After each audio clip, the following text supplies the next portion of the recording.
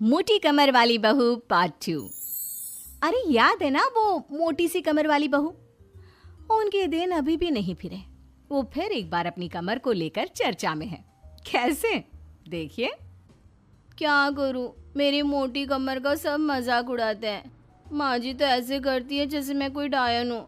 ना कहीं साथ ले जाती है, ना ही किसी से मुझे मिलवाती है। अरे मीना, तो कोशिश क्यों नहीं करती कि तेरी कमर थोड़ी पतली हो जाए?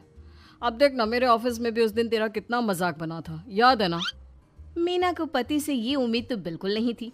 वो सोच में पड़ जाती है कि आखिर क्या लुक्स ही मायने रखते हैं? रिश्ते नाम की कोई चीज होती है क्या?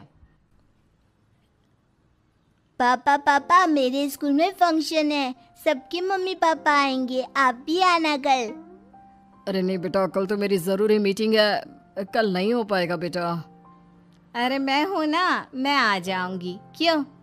नहीं नहीं माँ, तुम रहने दो।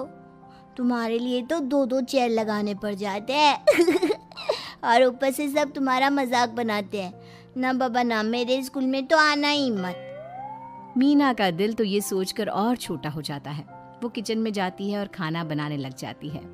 खाना बनाते बनाते उसे मुन्ने के जोर से रोने की आवाज आती है। अरे क्या हो गया मेरे बेटे को? मेरा बच्चा गिर गया है। कितनी बार कहा है कि भागा दौड़ी ना किया कर।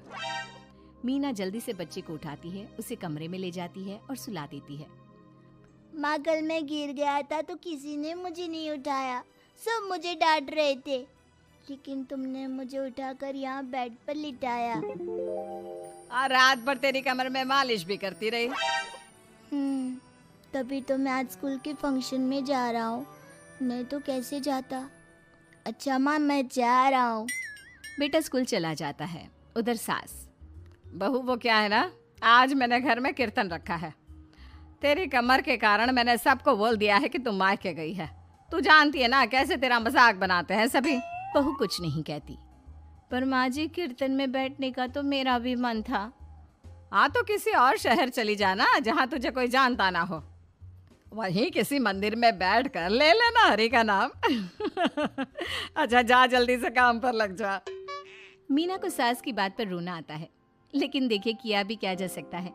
हमारे यहाँ तो ये रिवाज है ना, जिसका चेहरा अच्छा वो राजा, नहीं तो सब रंग। घर में औरतें आने लगती है, सब एक एक कर कीर्तन में बैठ जाती हैं। अरे मुन्ना जा, तो किचन में मैंने प्रसाद बना कर रखा है, ले आ। अरे क्या क्या कर लेती हो बहन जी, एक तुम्हारी बहू है बस कमर का कमरा बनाए बैठी है। ये नहीं कि ससुराल में रहकर काम काज निपटाए, जब देखो तब मायके की हवा खाने पहुंची रहती है।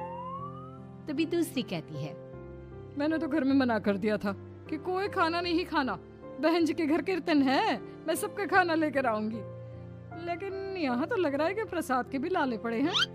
अरे कर देना पागलों वाली बात, खाना भी बना कर रखा है मैंने। अरे कमला, जा जाकर कीर्तन के बाद जो मैंने खाना बनाया है ना, सबको लगा देना अरे बहू से ज्यादा तो आपके साथ ये कमला ही रहती है। हाँ तो क्या अब नौकरानी से करवा दी थी बेटे की शादी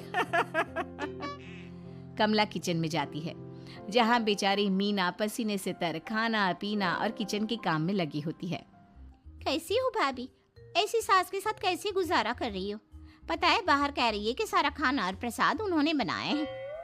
अरे कोई बात नहीं ना कमला, वो क्या है ना, मेरी कमर मोटी है, इसलिए वो मुझे किसी के सामने नहीं ले जा सकती हैं। अरे तो मैं कौन सी सुस्मिता सेन हूँ, लेकिन देखो मेरी सास मुझे कितने गर्व से मिलाती है सभी से। देखो मीना भाभी, आपको सबने ये बता रखा है कि आप अच्छी नहीं हो, सुंदर नहीं हो, लेकिन बात ये कि आपका चेहरा इतना प्यारा है कि क्या कहूँ। पता है भाभी, आपके चेहरे के नूर से तो सारा मोहल्ला रोशन है। मीना को बहुत दिनों के बाद किसी के प्यार के 2 बोल सुनने मिले थे। वो खुश हो जाती है और कमला से दिल से बात करने लगती है। पता है कमला, जब मैं कॉलेज में थी ना, तो एक बार मेरी तस्वीर अखबार में छपी थी। मैं फूलों की प्रदर्शनी देखने गई थी, तो वहाँ किसी ने फूल के साथ मेरी फोटो खींची थी और लिखा था फूल से भी सुंदर। लेकिन अभी भाभी आप ऐसी हो, फूल से भी सुंदर। अरे कमर मोटी है तो क्या हो गया, क्या सब में सारी खूबियां होती है? अपनी सास को ही देख लो, ऐसा लगता है जैसे चूल्हे में कोयला जल गया हो। भैया भी माना पतले हैं, लेकिन है तो माँ की तरह काले ही ना। वो तो भला हो भगवान का कि मुन्ना आप पर गया है, गोरा और सुंदर। मीना को कमला की बात समझ में आ रही थी। पहली बार किसी ने उससे अच्छे से बात की थी तो उसे रोना आ जाता है। भाभी एक काम करो ना, कुछ दिनों के लिए मायके होकर आओ। यहाँ तो ना भैया को आपकी कदर है ना ही सास को, और बेटा भी आपको इन लोगों के कहने पर दूर ही रखता है। मीना को कमला की बात ठीक लगती है। सारा कीर्तन निपट जाता है। उसके बाद अरे बहन जी मान गए, इतना सारा खाना और प्रसाद बनाने के बाद भी आपको देख के लगता नहीं कि आप एक बूंद भी थकी हो, बिल्कुल फ्रेश। बस बहन जी मैं तो हूँ ही कुछ ऐसी ही। सभी चले जाते हैं। तब जाकर मीना किचन से बाहर आती है। अरे कहाँ जा रही है? थक गई हूँ मैं, चाय लेकर आ जा। माँ जी चक्कर आ रहा है, सर दुख रहा है, कब से किचन में बंद थी, गर्मी में पसीना भी बहुत आ रहा था, जरा कमरे तक जाकर पसीना सुखा लूं। अरे तो होती ना कम सिन कमर की मालकिन, बिठा देती मैं सबके सामने। अब क्या आपने बेइज्जती कराती? बस माँ जी मैं तंग आ गई हूँ, मैं अपने मायके जा रही हूँ। जब मेरा होना आप लोगों को इतना अखरता है तो मैं क्यों यहाँ रहूँ, क्यों ना मैं माँ के पास जाकर आराम ही करूँ। तभी वहाँ पति आ जाता है। देखो ऐसा नहीं है, लेकिन हाँ कुछ दिनों के लिए तुम जाना चाहती हो तो हो आओ, लेकिन यहाँ हम सबको तुम्हारी ज़रूरत है। मीना पति की इजाज़त के बाद मायके जाती है, लेकिन वहाँ भी भाभी। अरे मीना दीदी आज ही आना था क्या आपको? आज तो मेरे मायके वाले आ रहे हैं। दीदी आपकी कमर का मजाक फिर बनाएंगे वो लोग।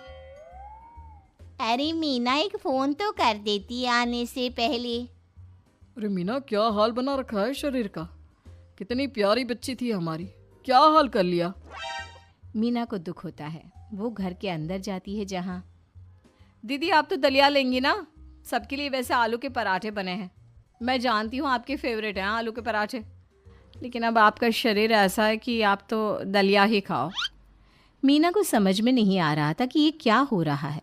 हर कोई जो अपना है वो क्यों उससे ऐसा व्यवहार कर रहा है। मीना दुखी होकर पास में रहने वाली अपनी सहेली के घर जाती है। सहेली का पति बोल पड़ता है, अरे ये कौन है, कौन है ये? मुझे इसी की तो तलाश थी। मीना उसके पति के इस तरह के रिएक्शन से परेशान होकर वापस जा रही होती है कि अरे मीना बिना मिले ही जा रही हो? ये तुम्हारे पति है ना, ऐसे कैसे चिल्ला रहे हैं मुझे देखकर। पता नहीं क्यों जी, मेरी सहेली को देखकर क्यों चिल्ला रहे हो? अरे रीना मेरी फिल्म की हीरोइन मिल गई, यही तो है वो लड़की, प्यारी सी सुंदर सी मोटी कमर वाली। अरे हाँ, मीना तो बिल्कुल उस लड़की जैसी है जो आपकी फिल्म की कहानी है। ये क्या बोले जा रहे हो तुम लोग? मीना मेरे पति बहुत बड़ी फिल्म के डायरेक्टर है, पता है ना तुम्हें? और मैं एक बहुत बड़ी फिल्म बना रहा हूँ शाहरुख खान के साथ। मैं चाहता हूँ कि तुम उसकी हीरोइन बनो। हाँ मीना हाँ, प्लीज ना मत कहना, और इसके लिए तुम्हें करोड़ों रुपए भी मिलेंगे। मीना मन में सोचती है कि जो दुनिया उसे मोटा और भद्दा कहती थी उसे जवाब देने का यही एक रास्ता है। मीना फिल्म में काम करने के लिए हाँ कर देती है और फिर सारे शहर में मीना की फोटो शाहरुख खान के साथ लग जाती है।